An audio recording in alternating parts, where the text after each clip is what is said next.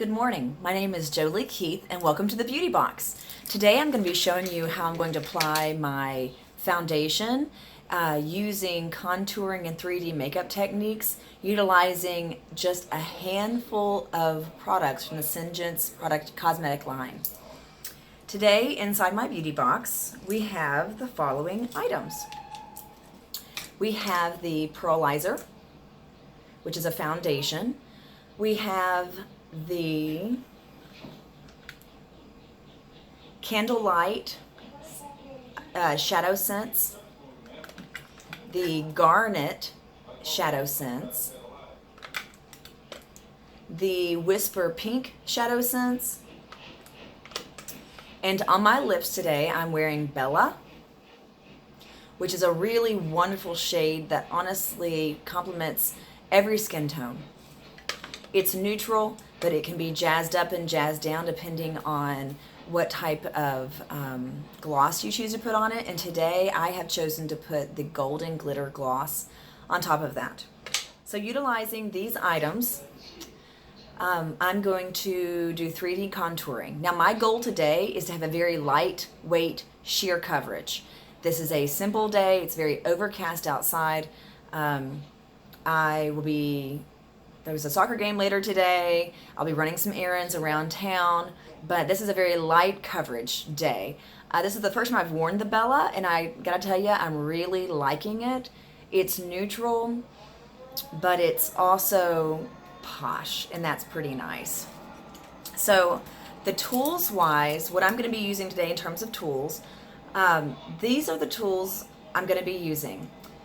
This is part of my brush set. And these are not special brushes per se. They're not special cosmetic brushes. In fact, they are crafting brushes. I got this set of paint brushes from Walmart for less than $6, and honestly, I'm probably missing 3 or 4 brushes out of here. The thicker, larger brushes, I don't personally have a lot of use for in my cosmetics, so I give those to my kids to go outside and paint rocks and paint the fence posts and all that stuff. So that's where those are. And then I do have a few traditional cosmetic brushes. These cosmetic brushes, I'm missing a few, but that's okay, are really inexpensive. They are from the EcoTools line, EcoTools line, and these can be gotten at Walmart, Target, something of that nature. I got a packet of these tools last year, right before Christmas, when there was like a 70 to 90% off sale at Kohl's.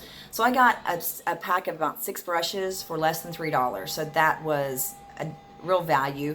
But the big thing is the quality of these brushes. I like brushes that are very tightly woven for setting my foundation. And for the finer work, especially on my eyes and whatnot, I use the paint brushes. Or if I'm cutting in and baking on my powder or whatnot, I'll use the paint brushes. And then last but not least are these 2 items. This is just a makeup sponge that is damp.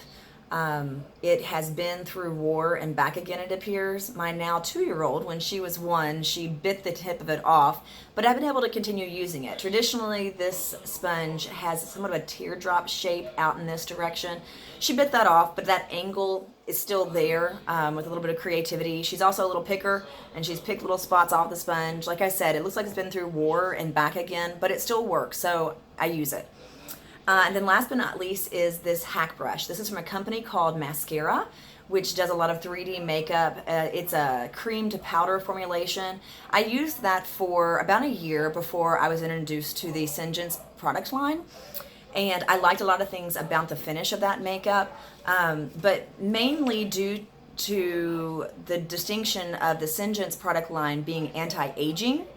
All of their products are anti-aging. Long wearing, I can wear this makeup and not have to touch it up, foundation included, after a day of chasing my 3 children under the age of 5, working in a very dynamic, busy veterinary practice, or running around on the soccer field. I don't have to touch up my foundation after 4, 8, sometimes 9 hours. This hack brush I use, my favorite aspect of it is actually this end. It's rounded and it kind of can be flattened out a bit. I like this for applying my foundation. And the back part of it is also a tight weave. It's short. It gives full coverage. The tighter woven your brushes are, the more full coverage you're going to get. I like more of a full coverage, and I ask my products to be what I need them to be and adapt to the overall look that I'm wanting. This is an expensive brush. If I didn't have it from previously using the mascara product line, I wouldn't have it, and I would adapt with what I do have. But I do have it, so I use it. This brush typically runs about $40, $45. So it is the most expensive thing in my toolbox, but I have it, it's paid for, so I use it. When I'm applying my makeup, I'm going to be using contouring techniques, and I'm going to take it in sections for the sake of time.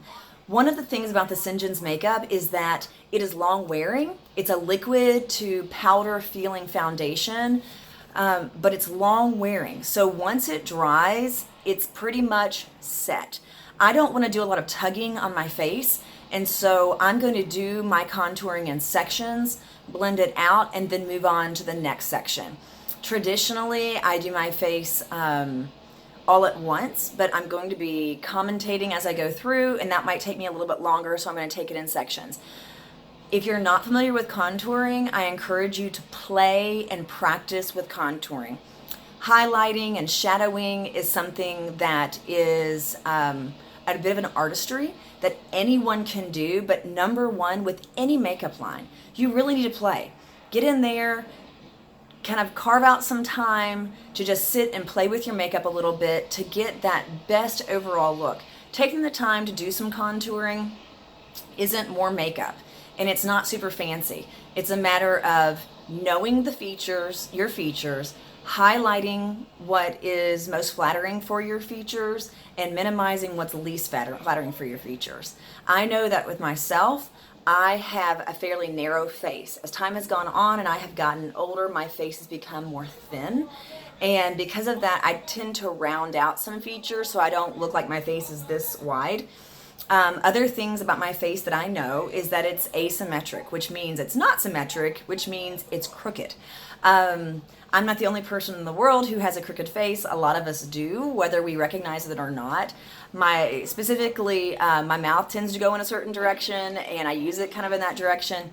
My nose is crooked. I have a very sweet nephew who around his time he was 2 years old, we were playing and he whacked me in the nose, and ever since then it's been a little bit crooked. If you know how to do contouring techniques, you can minimize how obvious that is. You can't change your face, but what you can do is utilize makeup, highlighting, and shadowing techniques to pop out your best features without wearing a ton of makeup.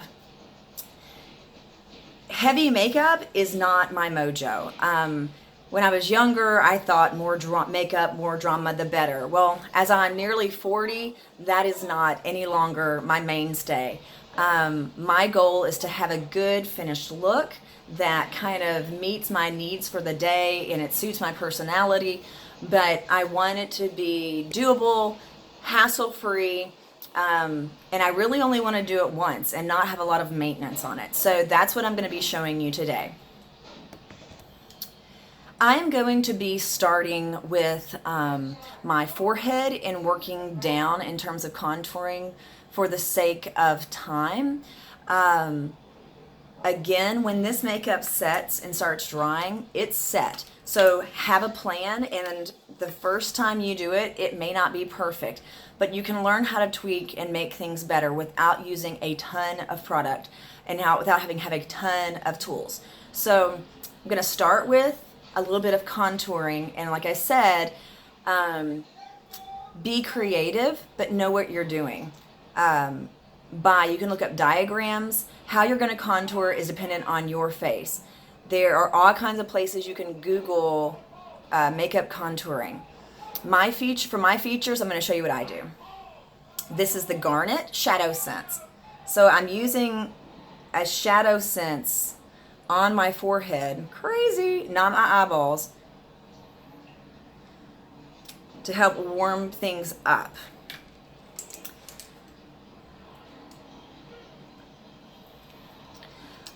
This is Candlelight Shadow Sense.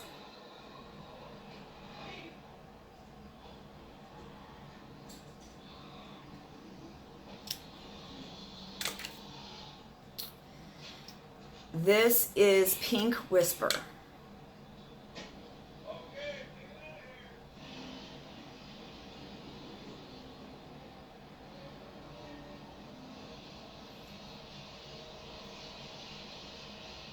One of my goals when I contour is I really don't want layer upon layer, tons of layers of makeup on my face. I really want to blend in a way that allows me to have only one layer. I'm now taking some pearlizer, and I'm going to take this open fanned out brush and just a dab of pearlizer. I want to save as much product as possible, so that's why I'm using this plastic top, because it's the least porous. And I'm going to kind of work in these areas where this flesh tone already is.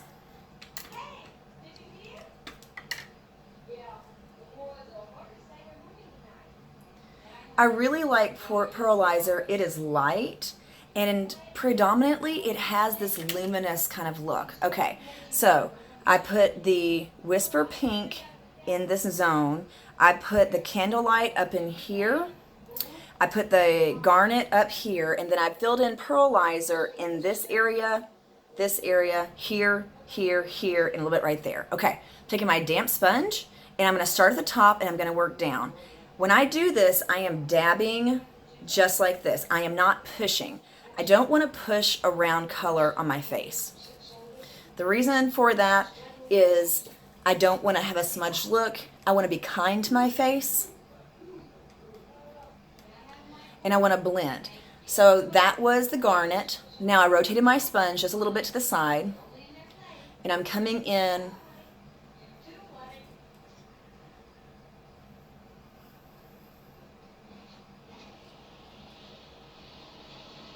dab, dab, dab, do not rub.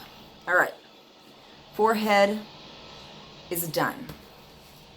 You can see it, you shouldn't be able to see, but you should get a sense of warmth up here and kind of coming down into a lighter T-zone right here. Okay, next I'm gonna move on to underneath my eyes.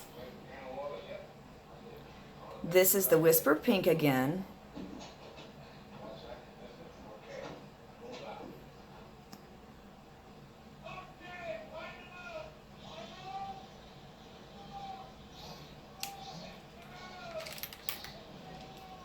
Candlelight.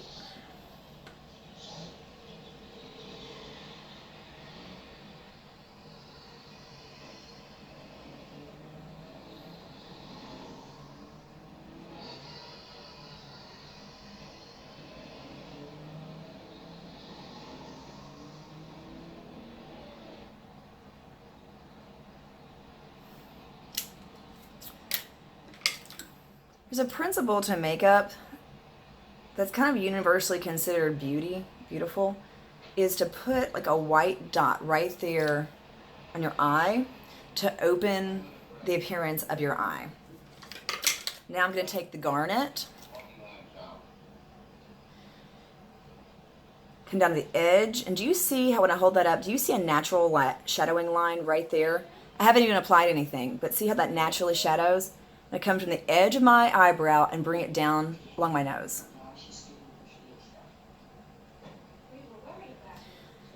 The wider you put that Garnet line apart, the wider your nose is going to look.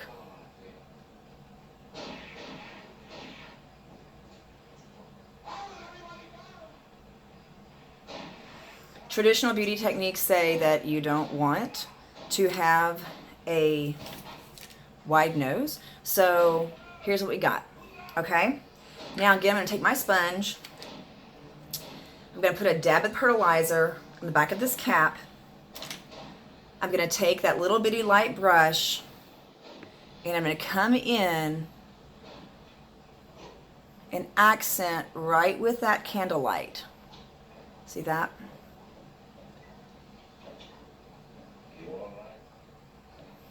So I'm filling the space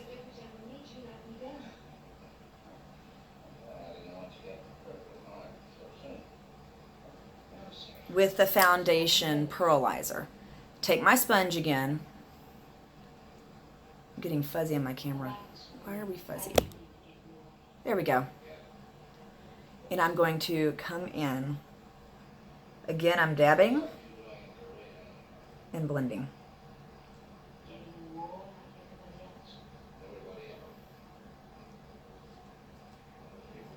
Take that angle. Keep in that angle near your nose.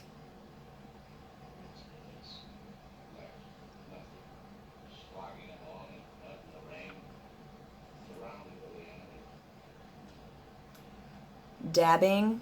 See how I'm dabbing? Not pulling. Dab, dab, dab, dab, dab. Do not pull.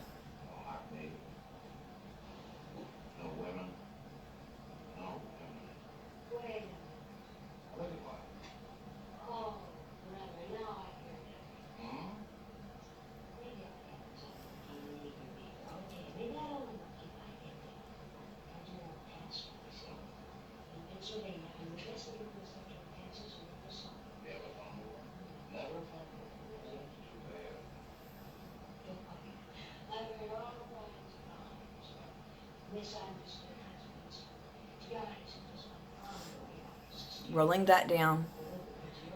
My broken sponge, I'm using that edge to help me. Come up in there.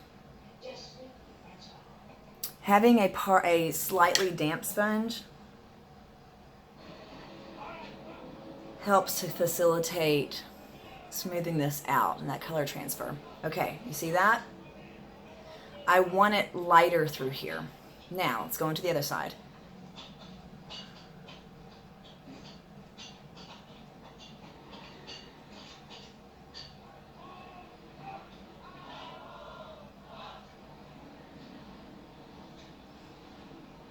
You see me kind of scrunching that into my eye. What I'm really doing there is making sure there's contact between the sponge and my skin.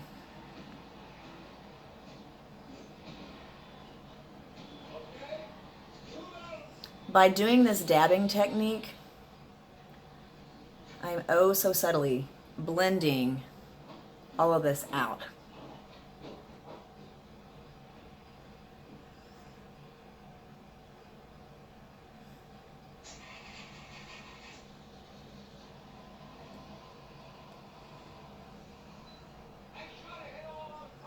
I'm using my phone as a mirror, and that can be problematic because I can't really see very easily what the fine detail. I'm gonna grab my mirror real quick.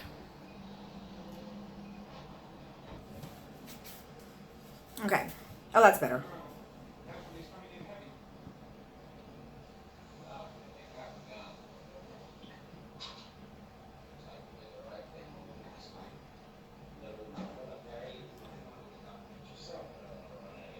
Okay.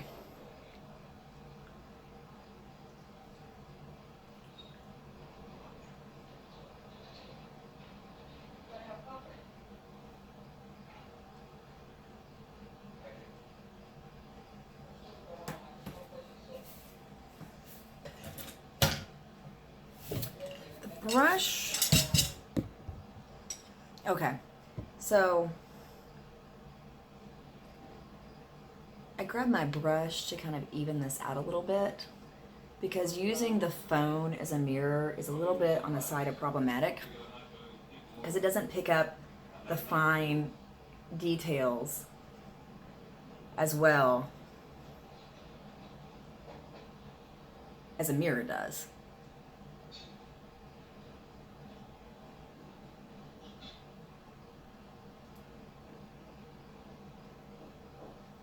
Okay, see that?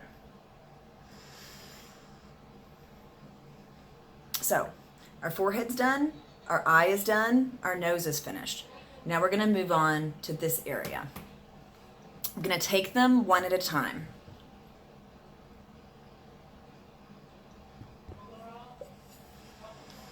Okay.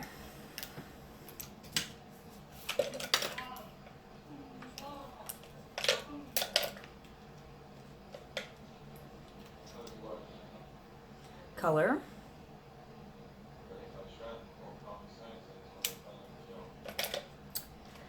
Contouring and shadowing.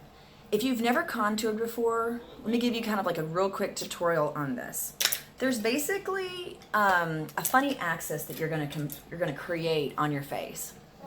One is gonna be from the edge outside of your eye down, straight down. The other is gonna be from the top of your ear and straight to the top of the edge of your mouth. Okay, you see that space? You never, ever, ever want your contour to go beyond this point.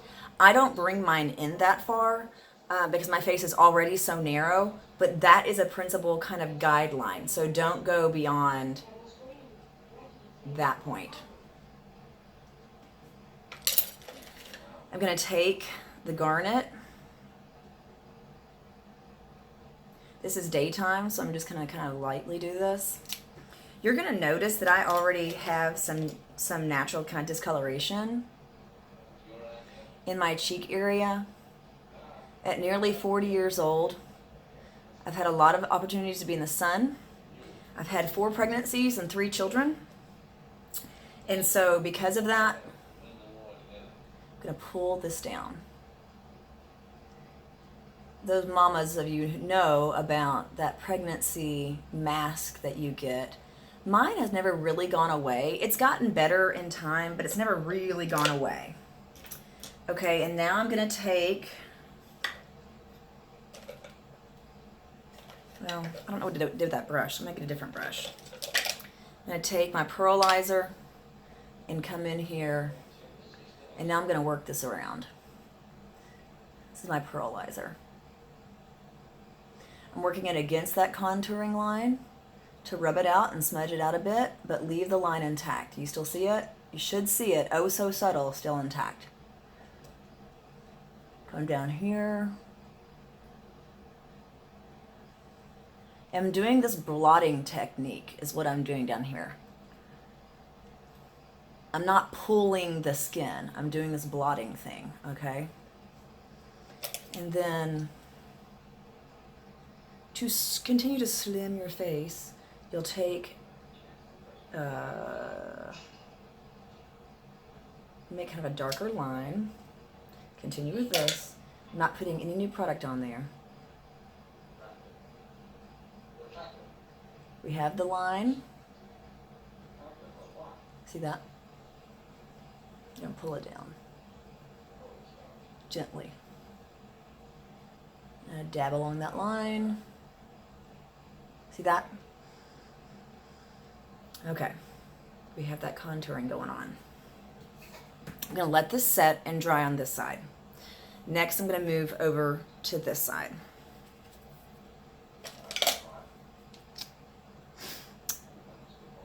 Whisper Pink.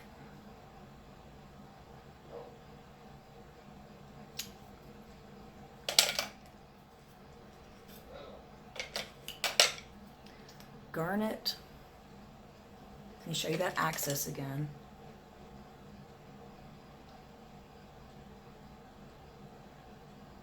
But I don't want to go beyond this point. Okay.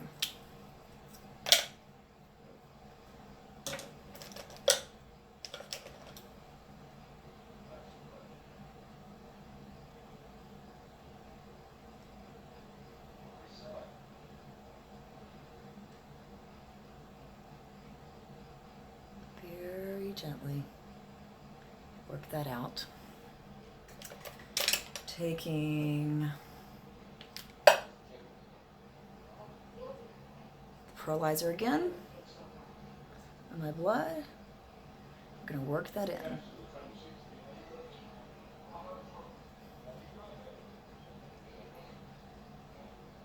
Work that line. Keep the line. I got a little heavier than what I really wanted it to be, so I'm going to take my sponge and I'm going to dab that out some, okay?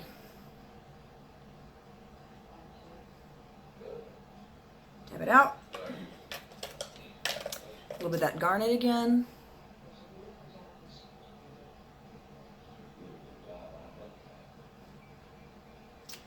Got our line.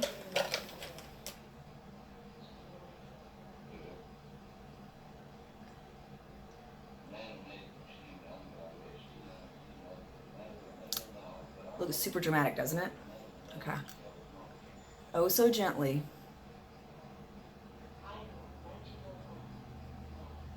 I'm dabbing in a downward motion.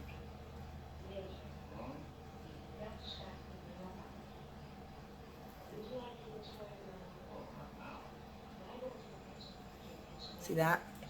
Still see that line right there? Let's take let's blot it out.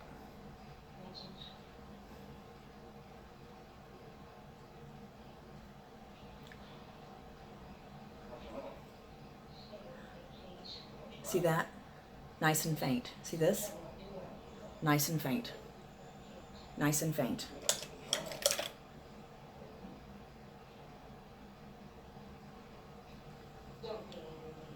Nice and faint. Okay. We are allowing this to sit just for a minute or so because it needs to dry.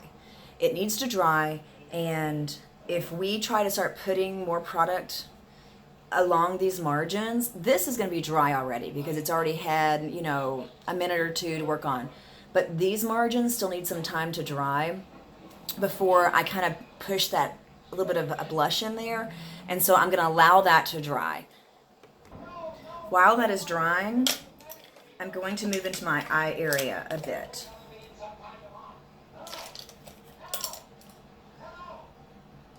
I'm going to take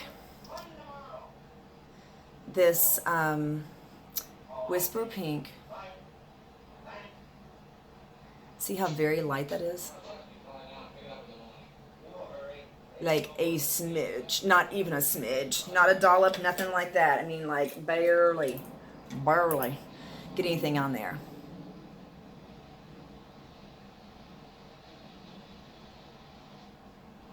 Pull that along the edge of your brow.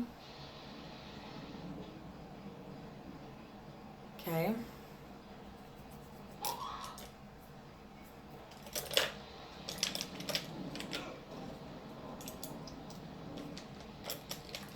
I'm going to take a bit of this Candlelight.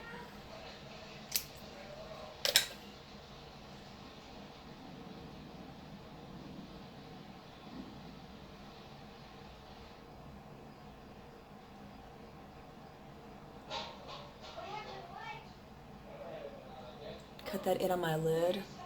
Something I like about Candlelight is it's like a flesh tone, but it's not foundation.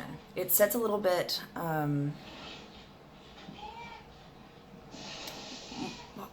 thicker or peachier or something than that. I like a flesh tone on my lids. I think that at this point in my life, I think that is youthful looking. And when I was, 20, I wanted to look older and sultry. Now I'm all about looking younger.